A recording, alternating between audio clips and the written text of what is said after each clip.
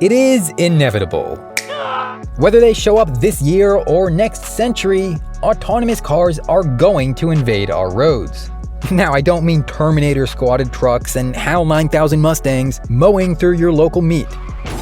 But it is entirely possible that driverless electric cars could make the old-fashioned sports car obsolete or even banned. These soulless robotic machines tout improved traffic efficiency and unparalleled safety.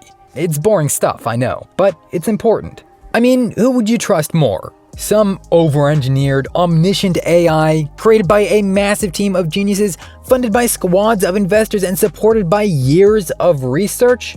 Or Becky, who's trying to drive a Nissan Altima with one hand while putting on her makeup? The fact is, autonomous cars will be better at driving than us.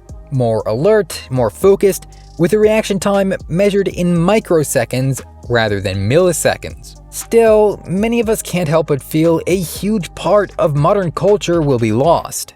After all, how can life be about the journey if you're a passenger the whole time? As Friedrich Nietzsche once said, driving your own car is to take destiny by the throat, freedom into your own hands, and the subscribe button into being clicked on. Can the automotive community survive without the driving experience? Or are we about to follow Saab into the eternal darkness?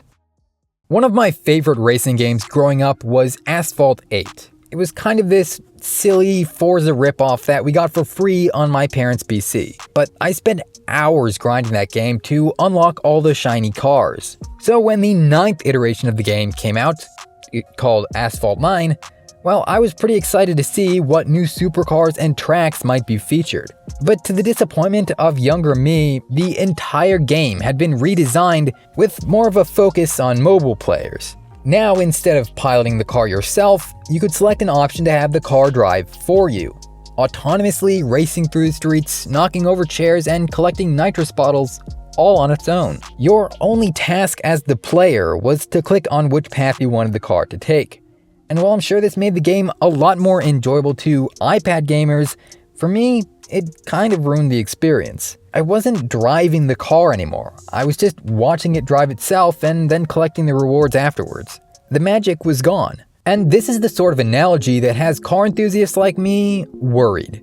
By taking away the raw feeling of piloting a vehicle, they're removing a core component of what so many gearheads live for: the driving experience.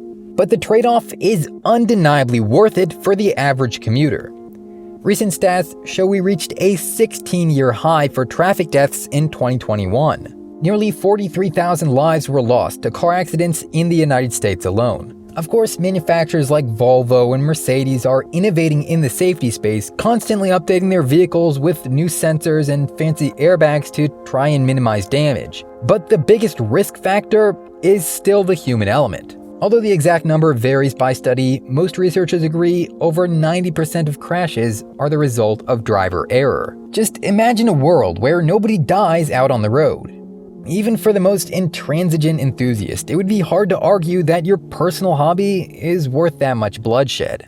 Not to mention, autonomous cars have the potential to be vastly more efficient. Software companies are already building systems of communication for autonomous vehicles to drive around and avoid obstacles in tandem. If we extrapolate this concept, we can imagine the cars alerting each other when approaching intersections, and perfectly timing their passage through without needing to stop. It sounds scary for a human, but this is pretty light work for computers, if you get what I mean. Considering the average American will spend 6 months of their life parked at red lights, this is nearly as significant as the safety improvements. Now, I'm not spreading all this autonomous propaganda to convince you guys to scrap your Lambos and buy a Tesla.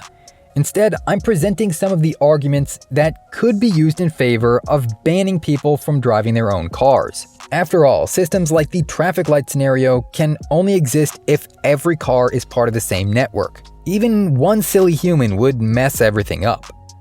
And we've already seen the massive role politics can take in the automotive industry with the dawn of the electric car era. Heck, California recently decided new gas cars will be banned from sale by 2035. And safety features like seatbelts and backup cameras have already been mandatory for years. so it isn't too conspiratorial to say that human drivers might be next.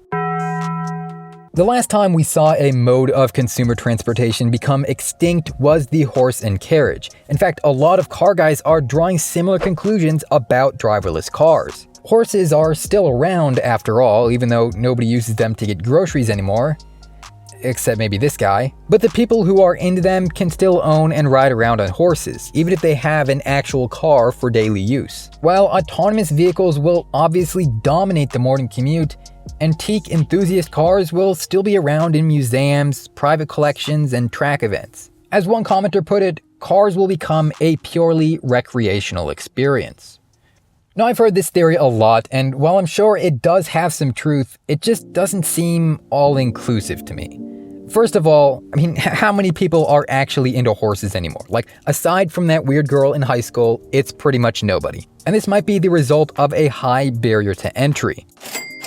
I've never purchased or cared for a horse, admittedly, but I can imagine it's pretty expensive and even more smelly. Owning a drivable car only to use it as a toy every once in a while might be just as unrealistic for people someday. Yeah, there's plenty of car guys nowadays who own a daily driver and 2 or 3 dozen project cars on the side, but that's only going to get more expensive if these cars go out of production. For a young fan trying to learn about the hobby or someone with only a passing interest, well, they're not going to go to such absurd lengths to keep the culture alive. So I think the real question the car community needs to answer is whether the culture will be able to evolve to fit in this new era of AI mobility. Is the act of driving really such an important part of the enthusiasm that fuels us? Personally, I don't think it is. Now, before you burn me as a heretic, consider this.